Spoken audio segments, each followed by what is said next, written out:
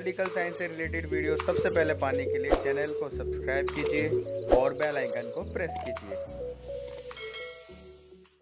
नमस्ते आप सभी को, मैं ताराचंद। आज का जो न्यू टॉपिक है वो है ब्रिक्स के बारे में, और आज का जो चैप्टर है वो है चैप्टर 3, सत्ता के नए केंद्र।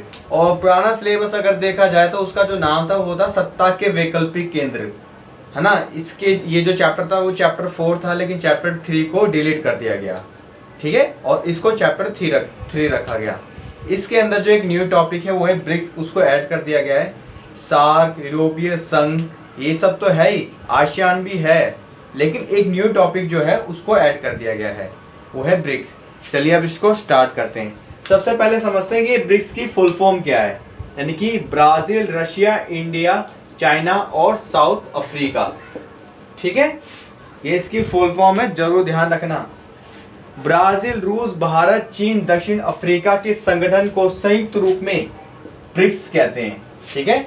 इस संगठन की जो स्थापना थी वो थी जून 2006 में इसकी स्थापना करी गई थी। पहले जो इसका नाम था ना वो सिर्फ ब्रिक्स था, क्योंकि साउथ अफ्रीका पहले स्टार्टिंग में ऐड नहीं था 2006 में, लेकिन 2010 में इसको शामिल कर लिया गया, ठीक है। और हर साल ब्रिक्स देशों का सम्मेलन होता है, यानी कि इनकी एक बैठक होती है साल में एक बार हमेशा, जिसमें इनके जो शीर्ष नेता होते हैं, यानी कि अपने अपने देश के कोई राष्ट्रपति है या तो कोई प्रधानमंत्री है, वो सारे लोग शामिल होते हैं। जैसे हमारे देश के प्रधानमंत्री मोदी जी, वो हमेशा इस मीटिंग में शामिल होते हैं, ठीक है। और जैसा आपको स्क्रीन पे दिख रहा होगा, ये सारी की सारी सम्मेलन हो चुके हैं ब्रिक्स के। और 2021 में, यानी कि जो अब अगला सम्मेलन होने वाला है 2021 में, वो भारत में ही होगा, ठीक है। ब्रिक्स 5 उभरती बड़ी अर्थव्यवस्था वाले, यानी कि ब्राजील, रूस, भारत, चीन और दक्षिण अफ्रीका का समूह है, ठीक है। ओके, ये जो इकोनॉमिक्स है ब्राजील, रूस और भारत और चीन के बारे में तो आपने पता ही होगा कि भाई जो इनकी इकोनॉमिक्स है वो क्या है, बढ़ती जा रही है, बहुत जल्दी ग्रोथ करने वाली कंट्रियों में हमारा नाम आता है। और रूस तो है ही पहले से, और ब्राजील और दक्षिण अफ्रीका को भी ऐड कर लिया गया। ये जितने भी देश हैं, इनकी जो ग्रोथ रेट है, जो इकोनॉमिक है, जिस तरीके से अपना डेवलपमेंट कर रहे हैं, ठीक है, इनको 5 उभरती बड़ी अर्थव्यवस्था वाले देश कहा गया है।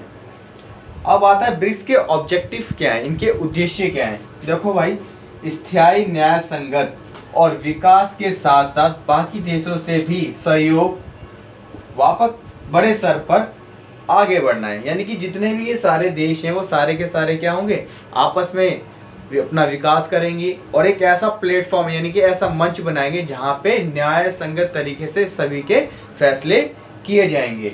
ओके, ब्रिक्स द्वारा प्रत्येक सदस्य की आर्थिक स्थिति और विकास में ध्यान रखा जाएगा। कहने का मतलब, ब्रिक्स में जो भी प्रस्ताव पास होंगे, यानी कि जो भी नीतियां बनाई जाएगी, वो सिर्फ एक देश को लेके नहीं बनाई जाएगी, उन सभी देशों के प्रत्येक नागरिकों के ध्यान में रखकर, यानी कि उनके जो डेवलपमेंट है, उनके जो विकास है, उनकी जो अपॉर्चुनिटी, उनको क्या क्या मिलेगा, नेशन को देख के नहीं, उस नेशन के जो एक एक लोग हैं उनको ध्यान में रख के नीतियाँ बनाई जाएगी। यानी कि जो पॉलिसी बनेगी उनसे राष्ट्र के जितने भी संगठन में जो भी देश शामिल हैं, उनके नागरिकों को क्या क्या फायदा मिलेगा, ठीक है। अब आता है ब्रिक्स विभिन्न वित्तीय उद्देश्यों के साथ एक नए और आशाजनक राजनीतिक इकाई के रूप में उभरेंगे। यानी कि विभिन्न वित्तीय उद्देश्य, यानी कि जब सारे देश अपना अपना बजट, इसमें जो जो योगदान देंगे, और आशाजनक राजनीतिक इकाइयों के रूप में क्या करेंगे, उभरेंगे। यानी कि ऐसे ऐसे विषय होने चाहिए जो राजनीतिक से लेके जो कैसे होने चाहिए, अच्छे होने चाहिए। यानी कि जो यहाँ की जो पॉलिटिक्स होनी चाहिए वो हमारी उम्मीद पे खड़ी होनी चाहिए, ठीक है। यानी कि जो हम इस संगठन से उम्मीद करते हैं, यहाँ की जो राजनीति है वो वैसी ही होनी चाहिए। ऐसी राजनीति तो बिल्कुल भी नहीं होनी चाहिए जो केवल किसी एक राष्ट्र को या किसी एक देश को ही फायदा पहुंचाए, है ना। यानी कि जो राजनीति करी जाएगी, यानी कि जो नियम बनाए जाएंगे, वो सभी के लिए होने चाहिए, ओके, जिसमें सभी का योगदान हो सके। ऐसे नियम बिल्कुल नहीं बनाने चाहिए जो किसी एक राष्ट्र को ध्यान में रखे बनाए जाएं, ओके। अब हम ब्रिक्स की थोड़ी सी खास बातें जानते हैं, यानी कि विशेषताओं के बारे में थोड़ा सा जानते हैं। यानी कि ब्रिक्स देशों की जनसंख्या दुनिया की आबादी का लगभग 40% है।